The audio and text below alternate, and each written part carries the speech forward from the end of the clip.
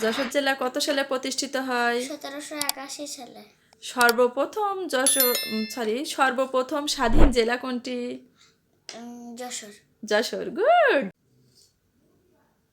আসসালামু আলাইকুম। হ্যালো বাবা, কেমন আছো? ভালো। কি করো? ছবি আঁকছিলাম। ছবি আঁকছিলে? আচ্ছা, তোমাকে কিছু প্রশ্ন করব, বলতে পারবা? আচ্ছা, কি বেশি পারো? বাংলা, অঙ্ক, ইংলিশ সবই পারি। একটু জোরে বলো। বাংলা, অঙ্ক, ইংলিশ সবই পারি। বাংলা, অঙ্ক, ইংরেজি সে সব কিছুই পারে। আমার ছেলে কিন্তু খুবই ট্যালেন্ট। তো সে এখন কিছু সাধারণ জ্ঞান বলুক। আজকে কিছু বলবা? না। সাধারণ জ্ঞান? হ্যাঁ। আচ্ছা, তো তুমি ছবি আঁকছিলে? হ্যাঁ। কিসের ছবি আঁকছিলে? আম। আম। আম ইংরেজি কি? ম্যাঙ্গো। গুড। আচ্ছা, এখন বলো তো তোমার নাম কি? তাওহিদ নূর। তাওহিদ নর্তকী? হ্যাঁ। আচ্ছা, তোমার বাসা কোথায়? যশোর জেলার খুলনা বিভাগের যশোর জেলা। যশোর জেলার খুলনা বিভাগের যশোর জেলা, তাই তো?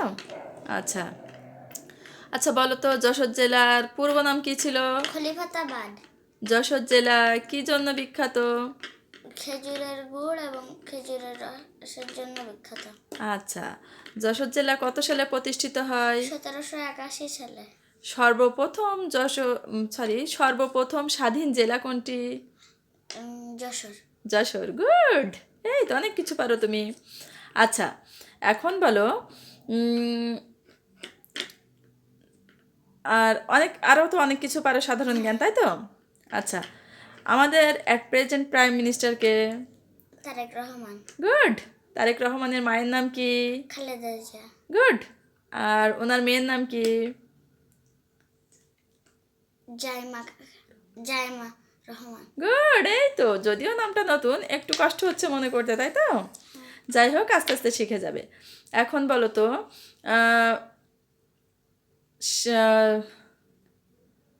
বাংলাদেশের কতটি বিভাগ আছে?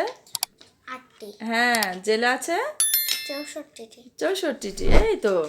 আচ্ছা, বাংলাদেশের বুদ্ধিজীবী দিবস কবে? 14 ডিসেম্বর। গুড। 14 ডিসেম্বর। আর স্বাধীনতার পূর্বে বাংলাদেশকে কতটি সেক্টরে ভাগ করা হয়? 11টি। 11টি। সর্বপ্রথম স্বাধীন জেলা কোনটা বললে?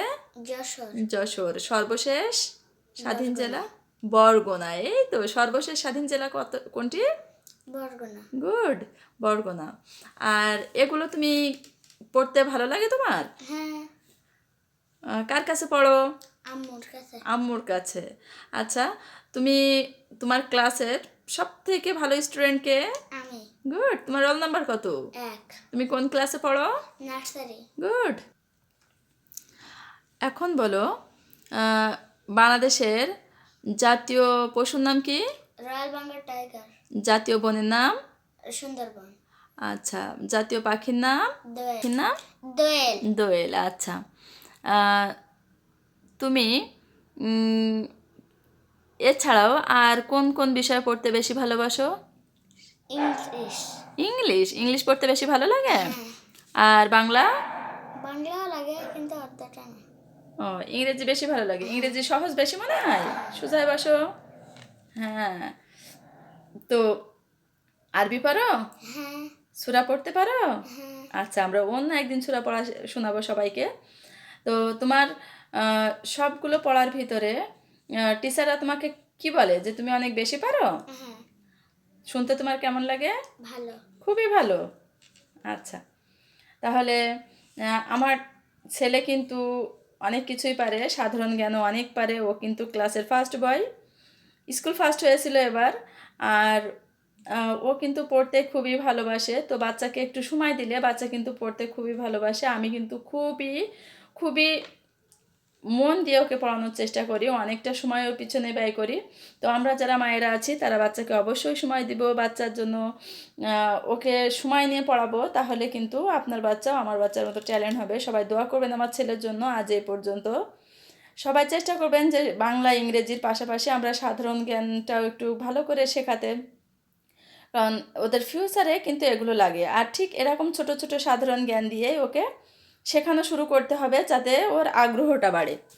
এই জন্য আপনারা সবাই চেষ্টা করবেন যে ঠিক এভাবে ছোট ছোট সাধারণ জ্ঞান দিয়ে ওকে একটু আগ্রহী করে তোলার জন্য। তো সবাই ভালো থাকবেন। আল্লাহ হাফেজ। তুমি একটু আল্লাহ হাফেজ দিয়ে দাও বাবা। হাফেজ।